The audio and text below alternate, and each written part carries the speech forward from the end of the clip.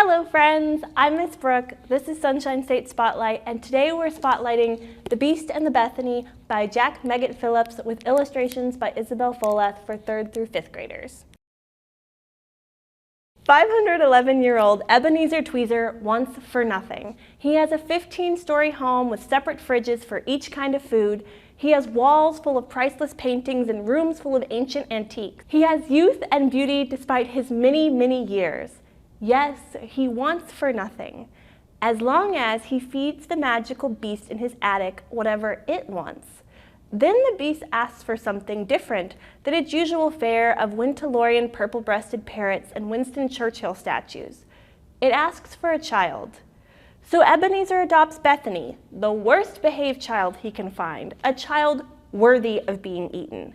But when Bethany decides to try to be good, Ebenezer wonders if he could be good too, and if being good means sacrificing what he wants to save Bethany. The Beast and the Bethany is a humorous horror story. There are monsters and the small matter of people being eaten, but the book makes the whole ordeal rather ridiculous and absurd by using tones and tricks like understatement, which is what I just did, hyperbole, which is an obvious exaggeration, and juxtaposition, which is putting opposites together for contrast. Ebenezer and Bethany are two very different characters who work very well together in this book. Bethany is a young girl who lives in poverty in an orphanage, while Ebenezer is an old man who lives in plenty in a mansion. Bethany is rude and abrasive, while Ebenezer is proper and pristine. They act as foils for each other. In literature, a foil is a character with opposing qualities to another character that brings more attention to the contrasting characteristics.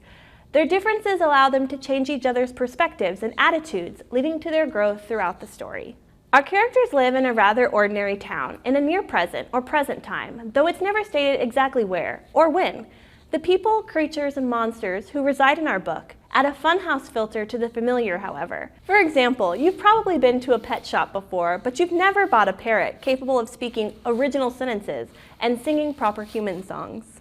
In a big way, this book is character-driven, meaning it focuses on how characters interact and change. This book is about how Ebenezer and Bethany become friends, but it is also about how Ebenezer and Bethany deal with the beast. With the beast lies all our tension and action. With the beast lies the question, will Bethany be eaten alive? That question will propel you through this book right to its chilling end. Rich with detail and ripe with hilarity, the writing in The Beast and the Bethany crafts a unique experience. Despite its quirks, or perhaps because of them, the sentences flow into each other in a way that makes reading feel like a breeze. Yet the reader must pause at times to truly process the mixture of emotions our tale evokes. Our story is sprinkled with illustrations, ranging in size from small embellishments to 2-page spreads. They add impact by highlighting certain plot events or character expressions. The grungy, grayscale style fits well with the amusingly macabre tone of our tale, boosting the gothic atmosphere. Important themes in this book include greed and selfishness, right versus wrong, accountability, personal growth, and parental loss. I would recommend this book to fans of Lemony Snicket and Roald Dahl, those who find delight in the despicable, people who've always wanted a pet, and anyone who enjoys a good meal. For more on The Beast and the Bethany, check out the links in the description. The first one is a spooky storytime video of Jack Meggitt Phillips reading the first chapter. The second one is an interview with Mr. Meggitt Phillips about The Beast and the Bethany. The third one is a recommended reading list for those who want to read more like The Beast and the Bethany. And if you still can't get enough of Beasts and Bethanies, get excited because the second book, Revenge of the Beast, is out and ready to read. The Beast and the Bethany series will ultimately be 3 books, so get caught up before the final release, Battle of the Beast. If you read The Beast and the Bethany, you can claim a brag tag just like this one at your local Charlotte County Library. In fact, you can claim one for every Sunshine State book you read. For even more fun, you can earn a bonus prize by answering the following question. Ready? Here it is. Bethany enjoys reading comic books. Name one of the comics she reads. Hint, pay attention to the illustrations. This week's bookmark review is by Matthew for Katie the Cat Sitter by Colleen A.F. Venable with art by Stephanie Yu. This book inspired Matthew to create this drawing.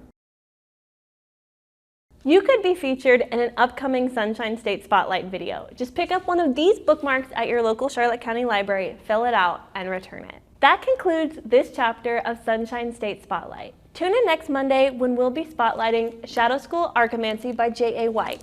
Until then, I hope you find a little sunshine in your week. Happy reading, and goodbye!